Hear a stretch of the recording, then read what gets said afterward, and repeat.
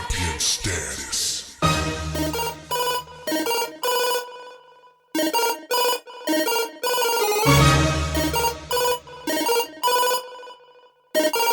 Champion status.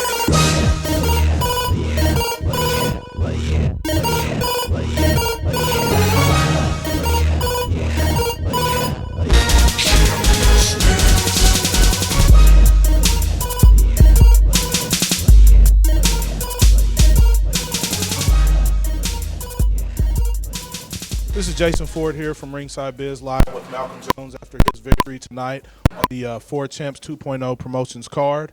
We're speaking with the House of Champions guy who's a stablemate and training under George Blades. And if you could kind of just give the fans insight as to how it is being signed and working with the House of Champions and George Blades.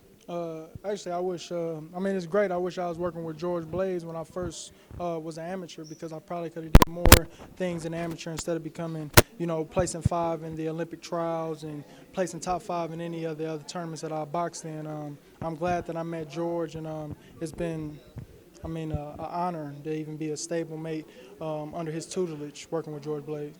Speaking of your amateur career, do you feel like having the extensive background that you had in the amateur ranks that has helped you in your transition into the pro ranks? I don't think my amateurs really had anything to do with it. I got a natural dog in me. I think if I came in green, that just working with George Blades, I would be the fighter that I am today, and with that dog I got. Understood. So coming into tonight's fight, you fought a guy in Martellus Williamson who hadn't been stopped before, and I know coming in that you wanted to stop him, but tonight was a very difficult fight. Could you just kind of describe to us how tonight's fight went from your eyes inside of the ring there? The fight kind of started out slow. I was being cautious. I wasn't warm to begin with, but I really was just looking to land that jab to the body.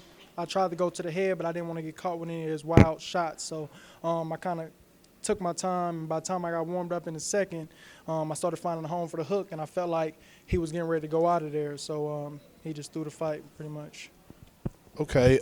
Speaking once again on the fight, do you feel that Williamson kind of came in looking for an out before you kind of actually got started in implementing your game plan? Yeah, I do. I think he heard the commotion and the noise we was making back here. I don't think he wanted to get stopped. So I think he was already looking for an out before the fight even started.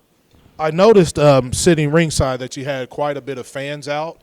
What can fans do to kind of keep in contact with Malcolm and kind of see where Malcolm Jones is going? Do you have a Twitter account and things of that nature? No Twitter. I have an Instagram, KO King 92, or I got a Facebook, Malc Jones, MALC Jones, JONES. Okay, thank you. And I know that you're coming right back next week, December 5th. I'm not sure who the opponent is at this time, but you're going to be very busy in the next few weeks. Do you feel like that's a big challenge or something that you need to do as far as being young in your career to kind of get things going and progress? It's definitely going to be a big challenge because, life gets in the way. But it's definitely something I got to do early on in my career. As an amateur, I didn't move like this. I couldn't get no fights in Indiana, so I'm glad to be fighting here back-to-back in Indiana for one, to give my fans something to see. They haven't saw me fight since 2013 in the Golden Gloves in a controversial decision that I lost to Curtis Hill. But definitely these 3 fights that I'm going to be having back-to-back is definitely something that I need to do.